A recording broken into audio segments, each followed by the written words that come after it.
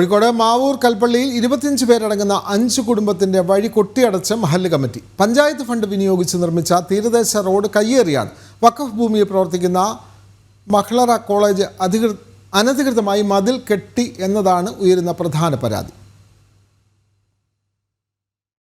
വർഷങ്ങളായി പ്രദേശത്തുകാർ വഴി നടന്ന ഇടം. എന്നാൽ ഒരു സുപ്രഭാതത്തിൽ മഹ്ലറ കോളേജ് അധികൃതർ വഴി കയ്യേറി അനധികൃതമായി മതിൽ പണിതു. അതോടെ പ്രദേശത്തെ 25 പേരടങ്ങുന്ന 5 കുടുംബത്തിന് വീട്ടിലേക്കുള്ള വഴി ഇല്ലാതായി എന്നാണ് പരാതി. എൻ്റെ ഒരു മോന് സുഖമില്ലാതെയായിട്ടു.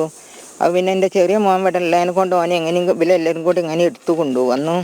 ഓൻ്റെ ശവം കൊണ്ടുവരുമ്പോൾ ഇവർ ഉന്തി കൊണ്ടുവന്നിക്കുക. ഇവർ വരാൻ സമ്മതിക്കായിട്ട്, വണ്ടി കൊണ്ടുവരാൻ സമ്മതിക്കായിട്ട് സ്കൂളുകാർ വാങ്ങിയത്. ഇവർ വാങ്ങിയപ്പോൾ ഞങ്ങളോട് പറഞ്ഞ് നിങ്ങൾക്കുള്ള വഴി ഞങ്ങൾ തരൂ, ഞങ്ങളെല്ലാ സഹായവും അവർക്ക് ചെയ്തു കൊടുത്ത് ഈ പറമ്പ് ഒട്ടാകെ ഒഴിച്ചിട്ട് കൊടുത്ത് അവർക്ക് മെറ്റലും എല്ലാ സാധനവും ഇറക്കാൻ കോൺക്രീറ്റും കൂടെ ഒരു ഇതിൽ നിന്ന് ചെയ്യൽ.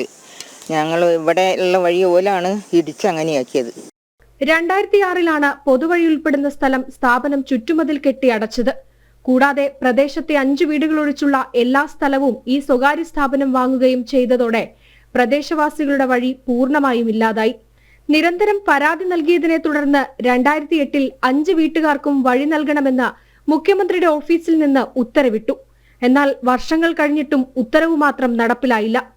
ഇതൊന്ന് പഴയ കാലത്ത് 300 മീറ്റർ അണക്കെട്ട് റോഡുണ്ട്, 2 മീറ്റർ പഞ്ചായത്തിൻ്റെ ആസ്തി രജിസ്റ്ററിലുള്ള 300 മീറ്റർ റോഡുണ്ട്, മെയിൻ റോഡ് മുതൽ ഈ അണക്കെട്ട് വരെ.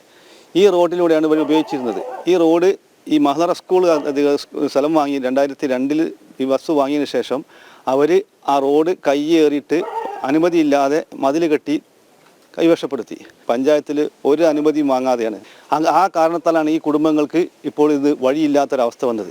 അസുഖബാധിതനായ ഷിഹാബുദ്ദീന്റെ ഏക ഉപജീവന മാർഗം ഉന്തുവണ്ടിയിലെ മിഠായി കച്ചവടമാണ്. ഈ വണ്ടി വീട്ടിലെത്തിച്ചാൽ മാത്രമേ അത് സുഗമമായി നടക്കുകയുള്ളൂ. വീട്ടിലേക്കുള്ള വഴിയടഞ്ഞതോടെ ഷിഹാബുദ്ദീൻ ഉൾപ്പെടെയുള്ളവരുടെ ഉപജീവന മാർഗം കൂടിയാണ് ഇല്ലാതാകുന്നത്. മഴ ചെയ്തപ്പോൾ ഞാൻ വീട്ടിലേക്ക് കയറി പോകുമ്പോൾ ഇവർ തടഞ്ഞിട്ട് പിന്നെ പുറത്താക്കുകയും ചെയ്ത്. എന്നിട്ട് ഈ വണ്ടിയും കൊണ്ടുപോകാൻ പറ്റൂല എന്നാണ് എന്ന് പറഞ്ഞത്. ഞങ്ങൾ 30 കൊല്ലമായിട്ട് ഇവിടെ തന്നെയാണ് താമസം. അപ്പോൾ വഴിയില്ല. ഈ സ്കൂൾ വന്നതിൻ്റെ ശേഷമാണ് ഈ വഴി ഇവർ ഒക്കെ കോമ്പൗണ്ട് അടിച്ചതിൻ്റെ ശേഷമാണ് ഈ വഴി നമുക്ക് ഇല്ലാതായി പോയത്. സർക്കാർ അംഗീകാരത്തോടെ പ്രവർത്തിക്കുന്ന വിദ്യാലയ സമുച്ചയത്തിലൂടെ വഴി വേണമെന്ന ആവശ്യം അംഗീകരിക്കാനാവില്ലെന്നും തങ്ങൾക്കെതിരെ ഉയരുന്ന ആരോപണങ്ങൾ അടിസ്ഥാനരഹിതമാണെന്നുമാണ് കോളേജ് അധികൃതരുടെ വാദം. ജനം, കോഴിക്കോട്.